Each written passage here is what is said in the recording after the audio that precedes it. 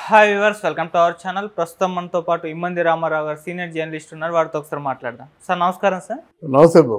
Sir anchor Shyamala గారు మనం చూసాం ఎలక్షన్ ప్రచారంలో వైసీపీ పార్టీకి సపోర్ట్గా నిలవడం, మన వంగ గీత గారి ప్రచారం క్యాంపెయిన్ చేయడం ఇవన్నీ చూసాం. ఈ నేపథ్యంలో పవన్ కళ్యాణ్ గారి పైన కూడా విమర్శలు చేయడం చూసాం.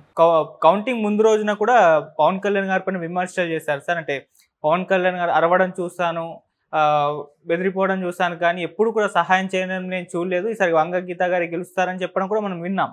అయితే ఇప్పుడు సీన్ రివర్స్ అయిపోయింది. మరి ఎన్నికల రిజల్ట్స్ మనం చూసాం. వైసీపీ ఘోర పరాభవం చూసింది. పవన్ కళ్యాణ్ గారు అల్టిమేట్ విజయం సాధించేశారు.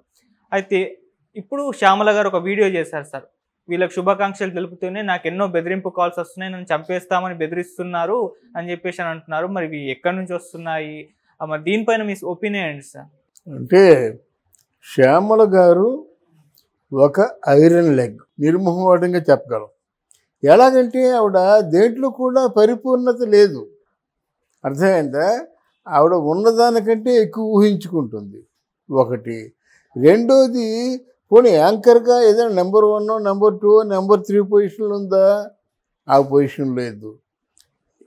సమ్వేర్ ఎక్కడో ఉందంతే. యాంకరు సుమగారిలాగా, ఇప్పుడు నెక్స్ట్ శ్రీముఖిలాగా, రష్మిలాగా, లేదా అనసూయలాగా ఎవరి పేరు లేదు కదా ప్రజల్లో. ఆవిడ చూసి 10 ఓట్లు వస్తాయా? వాళ్ళకి బుర్ర లేదో, ఈవిడికి బుర్ర లేదో. అంటే ప్రజల్లోకి వెళ్ళేటప్పుడు ప్రజలు బాగా మోజుతో ఉండాలన్నమాట. అమ్మో మన శ్యామలు వచ్చిందని, ఎందుకు వచ్చిందిరా ఈవిడ అనవసరంగా అని చెప్పేసి ప్రతి ఒక్కరు కూడా మాట్లాడడం చేత కాదు. ఆవిడ పెద్ద అట్రాక్షన్ లేదు, ఆవిడకి గ్లామర్ లేదు, ఏమీ లేకంటే వెళ్ళి తగుదులమ్మా అంటూ. అందున ప్రెస్టీజియస్ ఎలక్షన్స్ ఎక్కడ జరుగుతున్నాయి? పిఠాపురంలో ఏదో నామకావాసి ఎలక్షన్ జరుగుతున్నాయి, వెళ్ళాకుంటే అదోలా ఉండేది. అదేమి లేకుండా చోవా బ్రతుక అనేటువంటి ఎలక్షన్స్లో ఈవిడ తలపెట్టడం ఎంత బుద్ధి తక్కువ పని. తర్వాత పవన్ కళ్యాణ్ అంటే వీళ్ళందరూ చాలా చిన్నచూపు చూశారు. నేను మొదటి నుంచి చెప్తున్నాను, ఆయన ప్రభంజనం, ఆయన ఎవరు ఆపలేరని చెప్తున్నాను. ఫూల్స్ అంటే ఏమిటి? వెర్రినాగములు. వార్డు మెంబర్గానైనా సరే గెలవలేని వాడికి ఈ రాజకీయాలు ఎందుకు అన్నారు. ఇప్పుడు ఏమంటారు? ప్రధానమంత్రి సైతం ఆయన్ని ఎంతగా అభివర్ణించాడో అందరూ చూశారు. దాని గురించి ప్రత్యేకించి చెప్పుకుందాం. కానీ పార్లమెంటు దద్దరిల్లిపోయింది మాట పవన్ కళ్యాణ్ పేరు వినగానే. అందువల్ల ఆయన్ని చిన్నచూపు చూసిన సంస్కారం, నీ సంస్కారం ఏపాటిది కదా? జనసేన అంటే చిన్న విషయం కాదు. నిర్మోహమాటంగా నిస్వార్థంగా పనిచేసే సేన వాళ్ళు. అలాగే వీర మహిళలు కానీ, జనసేన నాయకులు అంటే ఎవరైనా సరే కార్యకర్తలు కానీ ప్రాణాలు ఇస్తారు. ప్రాణాలు ఇచ్చేవాళ్ళు ఎప్పుడైనా సరే ప్రాణం తీద్దామని చూస్తారు. వాళ్ళు బెదిరింపు కాల్సి వచ్చాయి, క్షమాపణ చెప్పుకో పవన్ కళ్యాణ్కి. ఆ జనసేనకు కూడా క్షమాపణలు చెప్పుకో. మరి ఇంకొక అంబర్ ఫిట్టింగ్ ఎందుకు దండగా? నువ్వు చేసిందే తప్పు. అక్కడ 4 రోజులు నీ తిండి ఖర్చులు దండగా. వాళ్ళు పిలిపించుకోవడం ఫూలిష్ పని. నువ్వైతే తిరిగేగా లింగు మట్టును మొత్తం ప్రపంచం అంతా పిఠాపురంలో తిరిగింది. ఇది మామూలు జబర్దస్త్ వాళ్ళు కానీ, శ్రీదేవి డ్రామా కంపెనీ కానీ, ఇండివిజువల్గా ఫేవర్ ఉన్న వాళ్ళు కానీ, విదేశాల నుంచి వచ్చి కూడా వీధుల్లో తిరుగుతూ క్యాన్వాసింగ్ చేసినటువంటి వాళ్ళ సమూహంతో పోలిస్తే నువ్వేపాటి? నిన్నెవడు గౌరవిస్తారు? అందుకని ఇప్పుడు ఇట్లాంటి మామూలుగా దీన్నేమో సన్నాయి నొక్కులు నొక్కకుండా స్ట్రెయిట్గా నేను ప్రచారంలోకి రావడం, రాజకీయాలు మాట్లాడడం నా వల్ల పొరపాటు అయిపోయింది, నన్ను జన సైనికులు క్షమించాలి, అలాగే పవన్ కళ్యాణ్ గారిని కూడా మీ తాలూకు శక్తిని అంచనా వేయలేక ఫూల్గా మాట్లాడాను, నన్ను మీరు మనస్ఫూర్తిగా క్షమించండి అని చెప్పి వేడుకుంటే తర్వాత ఏమో. ఇప్పుడు పవన్ కళ్యాణ్ మన జగన్మోహన్ రెడ్డి ఏం చెప్పాడు? మా వాళ్ళందరికీ నేనంటే చాలా అభిమానం, వాళ్ళకి బీపీ వచ్చింది, మరి వాళ్ళు నేను ఎలా కంట్రోల్ చేయగలను అని చెప్పాడు. అలాగే జన సైనికులకు కూడా పవన్ కళ్యాణ్ అంటే ప్రాణం, వాళ్ళు బీపీ వచ్చి ఏమైనా చేస్తే నువ్వే బాధ్యత, ఏం చేస్తావు? ఓ మాట అనేసి ఓ తప్పుడు మాట అనేసిన తర్వాత వాళ్ళు బీపీ వచ్చింది. జరగబోయేది ఆలోచించుకోండి. అప్పుడు అప్పుడు మీకు తెలీదా? ఇలా దారుణంగా విమర్శించినా, దారుణంగా తిట్టినా తగిన శాస్తి ఉంటుందని చెప్పేసి. అనుభవించు. చేసుకున్న వాళ్ళకి చేసుకున్నంత.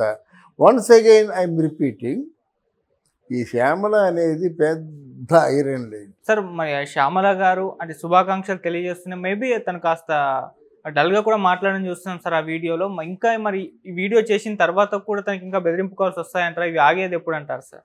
బెదిరింపు కాల్స్ వస్తాయండి. వ్యక్తిగతంగా చాలామంది హర్ట్ అయ్యారు. అసలు నాకే చెప్దాం అనిపించింది. ఇట్లాంటి వాళ్ళ గురించి చెప్పి మన ఛానల్ పరువు ఎందుకని ఊరుకున్నాను. కానీ ఏమిటంటే ఆ మనిషి మనస్తత్వం. ఆవిడ మీద ఎన్నో వాళ్ళ మొగుడు మీద ఎన్నో కేసులు ఉన్నాయి. అంతర్గతంగా మీ లింక్ ఏమిటో అందరికీ తెలుసు. మీ లింక్ ఏమిటంటే ఆవిడెవడో 1 కోటో 2 కోట్లో మోసం చేసినట్టయితే ఆ కేసుల్లోంచి బయటపడతానన్న ఉద్దేశంతోనూ ఎవరో కాంగ్రెస్ నాయకులు పిలిస్తే తగుదునమ్మా అంటూ పరిగెత్తింది.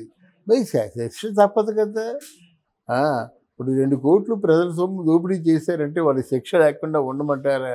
2 కోట్లు సంపాదించాలంటే నువ్వు ఎంకరేజ్ చేసి ఎన్నాళ్ళు సంపాదిస్తావు?